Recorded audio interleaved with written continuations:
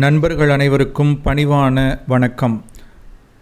கந்தசஷ்டியினுடைய 2வது நாள் திருச்செந்தூர் திருச்சீரலைவாய் என்று அழைக்கப்படக்கூடிய திருச்செந்தூரிலே ஜெயந்தி நாதராகவும் செந்திலாண்டவர் என்கின்ற திருநாமத்தோடும் விளங்கக்கூடிய எம்பெருமான் முருகனை மனதிலே நினைத்து கொண்டு ஆலயத்தில் உள்ள முருகன் வழிபாடு செய்தோம் என்று சொன்னால், இவ்வளவு நாட்கள் நாம் சேர்த்த பொருளெல்லாம் பணமெல்லாம் வைத்திய செலவுக்கே செலவாகிறதே என்று மன வருத்தத்தோடு இருக்கக்கூடிய பக்தர்களுக்கு நாம் சம்பாதிக்கக்கூடிய பணமெல்லாம் நல்ல விஷயங்களுக்கு ஆரோக்கியமான வழியிலே நாம் பயன்படுத்த முடியும்.